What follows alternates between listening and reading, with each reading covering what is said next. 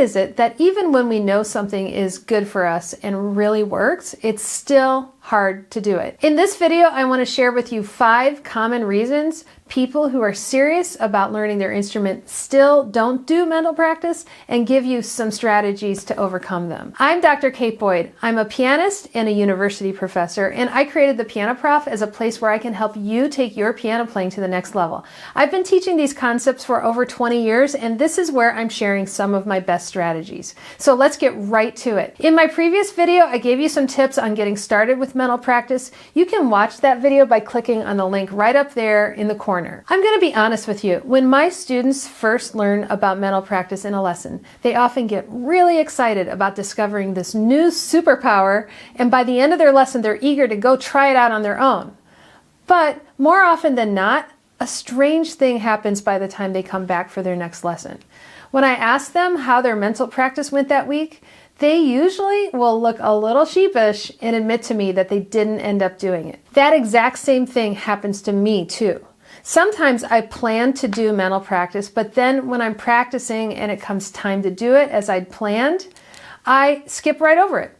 And this is after years of actually doing mental practice and knowing the value and benefit it has for me. We know mental practice works, so why is it so hard to make ourselves do it? Why do we resist doing something that's going to save us time and make performances more secure for us? And so that's why in this video I decided to explore the question, why don't people do mental practice? In preparing this video, I polled my students and I asked them to share with me some of the reasons they don't do mental practice. And this video is the result. Here are 5 common reasons you might not be doing mental practice. I'm also going to share with you my suggested strategies for overcoming each of them. Reason number 1, you've never done mental practice before and you don't really know how to do it. In a nutshell, mental practice is the experience of playing the music in your head without playing the notes out loud with your hands. Scientists have shown that your brain barely makes a distinction between when you imagine something happening and having it happen in real life. The same regions of your brain are activated, and learning takes place in a similar way as if you were to actually physically perform the task over and over. You can learn to do mental practice. It's a skill just like any other skill. Learning to do mental practice is like exercising a muscle, and your brain is that muscle. The more you practice it, the better you'll be able to do it, and the more it will help your performing and progress at the instrument. Basically, you do mental practice by reading the music quietly, the way you usually read words, and imagine the music silently in your head. If mental practice is brand new to you, here's an exercise I do with my students at the keyboard. Take a piece you play, just play one line, single notes, just one hand, then imagine the line of music you just played, and then play it again, and then imagine it again, and correct yourself if you're imagining wrong notes. That's all you have to do, and that's plenty to get you started. Reason number 2 for not doing mental practice is, after you do mental practice, you feel more nervous about your upcoming performance. This one was pretty popular amongst my students. Sometimes when you start doing mental practice on a piece that you feel like you know quite well, you can end up actually feeling more nervous about an upcoming performance than if you hadn't done mental practice in the first place. As a result, you don't do it because you don't want to be too nervous on stage. But here's the thing, mental practice has a way of exposing insecurities in your preparation. A piece can feel very secure, but then when you subject it to any kind of mental or performance stress, or even a different playing context, such as a different instrument or somebody new listening to you, it falls apart. This is a sign that you're over-reliant on muscle memory, which is just superficially having the music in your fingers. It's also a sign that you need to work on strengthening your mental and oral understanding of the music. If you aren't used to doing mental practice, at first, doing it will show you the places that are not as solid in your mind as they need to be. As a result, you may get nervous. And then that feeling of nervousness may cause you to stop doing mental practice. If this is you, mental practice will be an especially helpful tool in your preparation for performance. In order to work through this, you'll need to pre-commit to doing mental practice for a certain period of time, regardless of any nervousness you may feel. Working on this will be most helpful if you choose 1 specific passage to work on. So my strategy for you is to take the mental practice challenge. Choose one shorter movement or piece or even page you're working on and commit to doing mental practice for 7 days in a row. Set aside a few minutes to go through the music in your head while you watch the score and imagine the notes. The important thing is to really imagine the way it feels in your hands as you hear the notes in your head. What I sometimes do is I do mental practice several times throughout the day, just very briefly.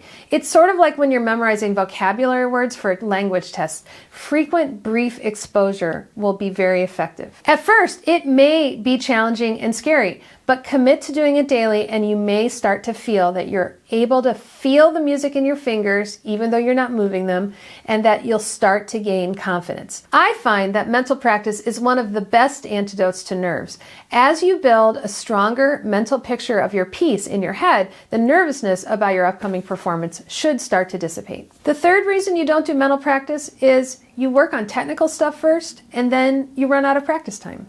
When I asked my students for reasons why they don't do mental practice, several of them told me that they're so focused on making technical progress at their instrument that they run out of practice time and don't get around to the mental practice. Learning to master an instrument is complicated. There are a lot of technical skills to learn, and physical repetition is an important part of that process. It's easy to get caught up in figuring out how to play the notes, and this can actually have the effect of shutting off your ear. Do you ever zone out while you're practicing and then you realize after playing for a long time that you weren't even really listening to yourself? Yeah, me too. The difference between physically playing on the instrument and playing in your mind is not as big as it initially seems. In fact, doing mental practice can help you learn technical passages more quickly and securely. It just comes down to how you structure your practice time. Ideally, each practice session should have some variety in it, working on something new, working on polishing something, and doing some mental practice. So, my strategy for you is to do mental practice first thing when you sit down at the instrument. Get it out of the way right away, and then move on to your physical practice. The fourth reason you don't do mental practice, you don't notice a difference after doing mental practice. If you're doing mental practice on a routine basis but finding that it makes absolutely no difference in your preparation or performing, it's probably because your mental imaging is not as clear as it needs to be. I find that my students who aren't being helped by mental practice are looking at the music but not taking it in. This is similar to when you're reading a book when you're distracted. Your eyes move across the page, but your mind keeps wandering to something else.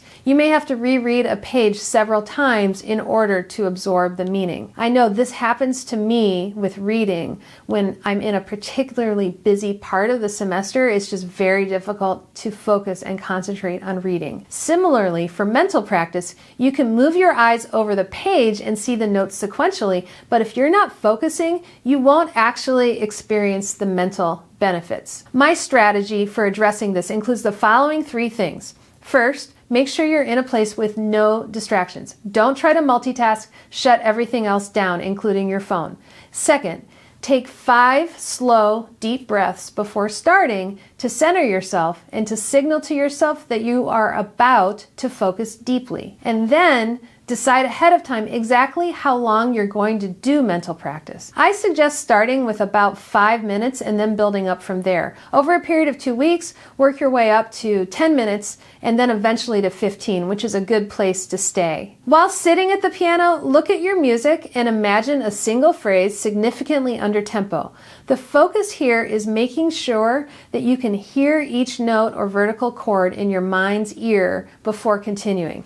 If you get disoriented, just reorient your inner ear by playing a note or several on the piano whenever you need it. From your unique perspective of being inside your own body, feel the way your hands would need to move in order to execute the passage without actually moving your hands. Continue going note by note and don't move on until you can really hear the music in your head. Even if you only cover a few measures or a single line in a practice session, this will definitely start to become easier and more vivid over time. Reason number 5, you know what mental practice is, but you don't know if you're doing it right, so you just don't do it. First and foremost, I want to emphasize that there are many different ways to do mental practice. There is no one right way. Visualizing something in your mind is a pretty intuitive process. You already do it all the time whenever you imagine an outcome before something happens, such as looking forward to a trip or dreading a negative experience. Because the approach you'll take is personalized to your own learning and thinking style,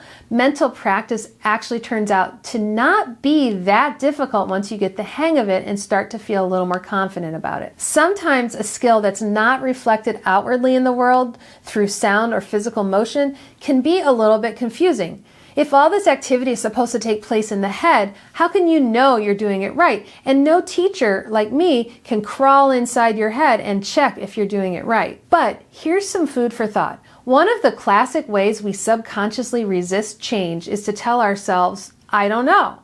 Feeling uncertain lets us off the hook. If we don't know, then we don't have to change anything. When you have the thought, I don't know if I'm doing it right, it can actually be a distraction that prevents you from having to make a change and do something in your practice that feels more vulnerable or new to you. So if you find yourself wondering if you're doing it right, recognize that uncertainty for what it is. Like any new skill, the way to make it work for you is by trial and error. Take your focus off of whether you're right or wrong and instead focus on experimenting and keeping an open mind. This is an awesome way to overcome the resistance we sometimes feel to new experiences. Try it. You will amaze yourself at the depth of your own intuition. So those are 5 reasons people don't do mental practice. What were those reasons? 1, you've never done it before. 2, you feel more nervous after doing it. 3, you don't get around to it. 4, you don't notice a difference. And 5, you don't know if you're doing it right. Which reason resonates the most with you? Let me know. Also, please let me know if you have any questions. I would love to hear from you and answer your questions in the comments. If you like this video, you can click on some of my other videos on practicing here and here. Also, be sure to like this video and subscribe to my channel, share it, and leave a comment below because it'll help other people find the Piano Prof. I look forward to seeing you next time, and happy practicing.